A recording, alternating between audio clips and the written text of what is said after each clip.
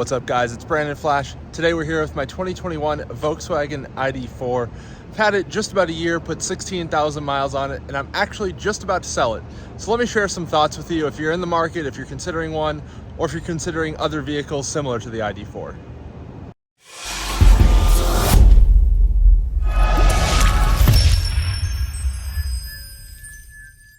If you're new here, let me tell you a little bit about myself and my ownership experience. I bought this last July in 2021. I've driven it 16,000 miles. I've driven it all the way out to Colorado, up to Minnesota, back to Charlotte. I drove it through the Charlotte winter a little bit in some snow. I've driven a bunch of different road trips all around the Carolinas, Georgia, Florida. Really gotten to know this car, put quite a few miles on it. I've driven multiple EVs before that. I had a Tesla Model S. We have a Mini Cooper SE as well. I had a Chevy Volt, and I've driven just about every EV on the market. So I think I have a pretty well-rounded opinion of what the EVs on the market today and in the past and coming kind of offer that compares to the ID.4. And like I said, I've put 16,000 miles on this car, so let me give you a little bit of a walk around. I don't have any paint protection film or anything like that. The only kind of exterior modification really that I've done is I did tint the front windows to match the rear windows there. You can see how those match. And I did add some mud flaps from AliExpress, and I actually made a video showing how those install. So if you're interested, check that out. I'll link it above for you. But we'll kind of just do a quick walk around here from a little bit of a distance. Overall, no real flaws. Car externally is holding up really well. Here back here, you can see the Curt hitch that I installed, or actually, sorry, draw-tight hitch that I installed. I also made a video showing that. That was not the most fun process to install, but I think a lot of people found it pretty helpful. And I ended up not actually ever towing anything with it or even using a bike rack. So it was really unfortunate that I even bothered installing that. This does have the 20-inch wheels because it is a Pro S rear-wheel drive with the gradient package. You can also tell that because it has the silver line here above the windows, and it says Pro S right there. And let's get a little bit closer here on the front end. There are a few rock chips here and there. The car is also not that clean, so it might be a little bit hard to tell. Some bug splatter and a little bit of water spots versus a couple rock chips. There's a couple rock chips over here you can see, but overall, considering I've driven 16,000 miles and I follow pretty close a lot of the time on the interstate to get a little bit better range, it's holding up really well. Original windshield, no cracks there or anything. Tires are still in good shape. Front especially, this does have the staggered tires like every ID.4 does from the factory. Rear tires are showing a bit of wear, but not needing a replacement quite yet. Probably another 10,000 miles or so left on those. And going into the interior here next. Overall holding up pretty well. Quite a few scratches over here on this piano black, because piano black in cars on touch surfaces is just straight up dumb. I don't know why Volkswagen does that. It makes absolutely no sense. It shows every fingerprint, it shows every smudge, it shows every bit of dust, and it scratches so easily. I just hate piano black with a passion, if you cannot tell. This does have the lunar gray interior, which is not super common, it seems, which is really unfortunate. I think it looks really good. And best part, in my opinion, you get an all black gray dash instead of having brown accents across the dash like you do with the black interior. Floor mats, this has the protection package from the factory. And down here you can see I actually added the first edition play pause pedals, which I like quite a bit. I didn't make a video showing how to put those on, but I think they were about $60 and they go on pretty easily, so nice there. Here you can see a little bit of wire. I added a 12-volt outlet. I'll show you that. That's just right down here. So I just ran the wire kind of up and down, and I used the existing 12-volt feed for the rear outlet to power that.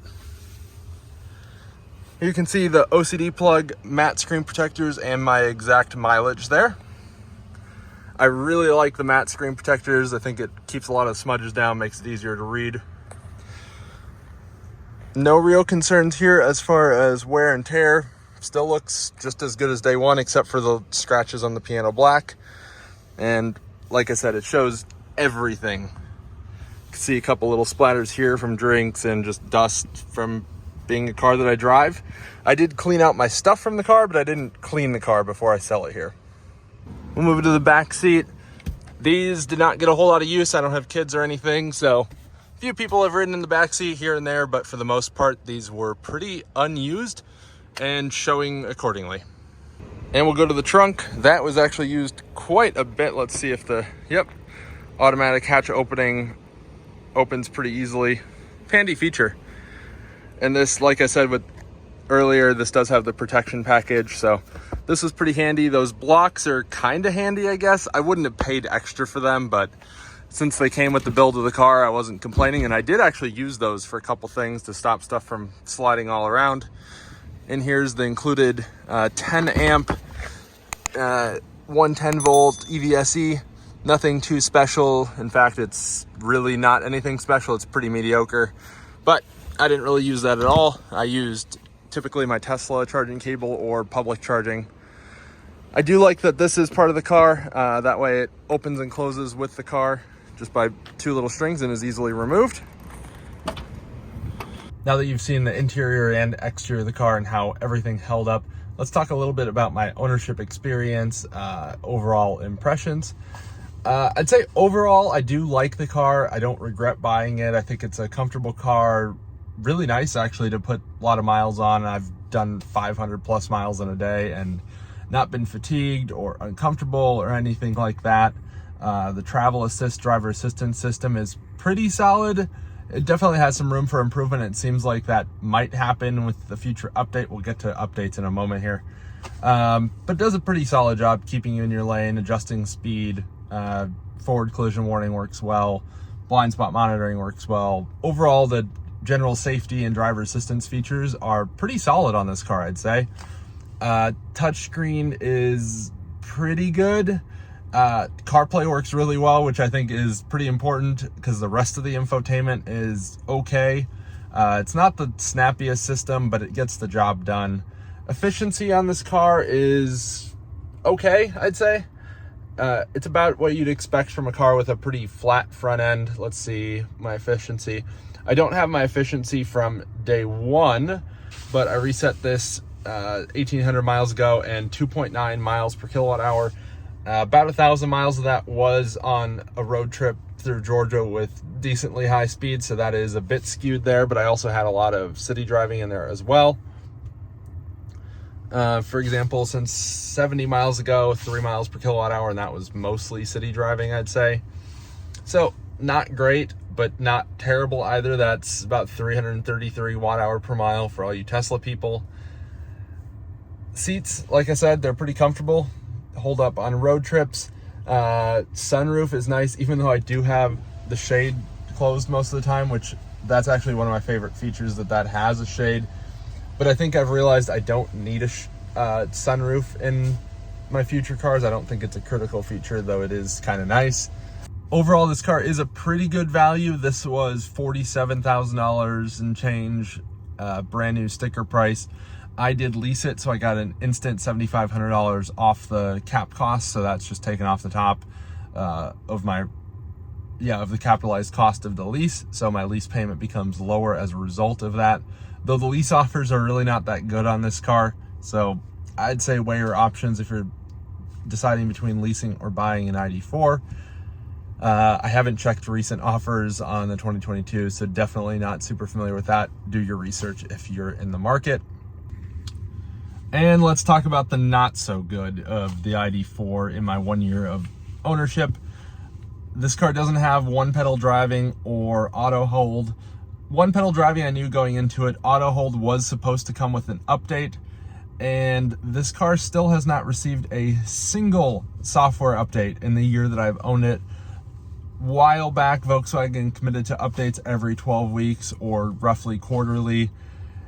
And it's been a year since the ID.4 came out, actually almost a year and a half at this point. We're in nearly July 2022, and this came out, I think January or February 2021, somewhere in there. They started being delivered to customers in North America, and not a single update, which is extremely disappointing.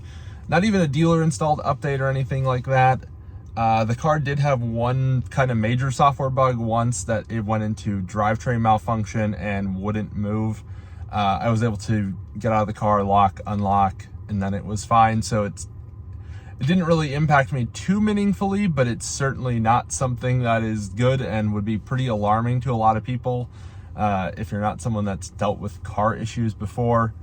Going along the lines of software, the Volkswagen My VW, previously Volkswagen CarNet app, is still absolute trash. It logs me out probably once a day or more. It's unreliable to change the charging, or to change the climate, or even turn on the climate. It's unreliable to adjust anything with charging, whether it's setting your charge limit or setting the amperage limit. The car doesn't show charging speed on the car. It shows you in miles per minute if it's fast DC charging, or in miles per hour if it's slower DC fast charging, or if it's AC slower charging. I don't know exactly where that cutoff is, probably like 300 miles per hour, I would guess, but it doesn't show you in kilowatts. So it's really not that useful of a gauge, especially because it actually is variable depending on your guessometer and how you've been driving. So it's a extremely useless indicator of your charging speed. But I did use an OBD dongle a lot of the time to tell my actual charging speed, which I think is a lot more useful. Even if you have the miles per hour or miles per minute, that's fine. I don't care if you show that. Some people might find that helpful. But you also need to show the kilowatts or the amps and volts. Really, that would be preferable, but I realize that's probably not going to happen on most mainstream cars. And a little bit more on the charging. The charging speeds are pretty good. It's 125 kilowatt max with a pretty decent curve. I think from 5 to 80%, it is roughly 80 kilowatt, maybe even 90 kilowatt average, which is pretty solid. It's certainly not mind-blowing, but it's not anywhere near like the Ioniq 5 or the EV6 or quite a few other newer cars. Mach-E is probably one of the only vehicles in the class that charges slower, which is really unfortunate. That does have a higher peak speed, but the average speed is lower. Another little bit with this car, if you're not familiar, it does have where you just get in, you press your foot on the brake, and the car turns on by itself. It's kind of like a Tesla in that regard, instead of being with a traditional ignition or vehicle on-off switch like most EVs or gas vehicles of the past. And while that works well most of the time, if you're getting in and out of your car, or when you leave your air conditioning on, it's really actually annoying. And when you turn on the climate, either via keep climate on or start climate immediately, I think is what it's called on the touchscreen if you do it that way, or if you start it with the app, if you can manage to get the app to actually start your climate, it doesn't seem to run the climate control at full power, which if you're in North Carolina or the South or the Southwest or anywhere that gets hot really, or cold, it's not that helpful. So it's just the little things that really add up to make this car kind of annoying in a lot of ways.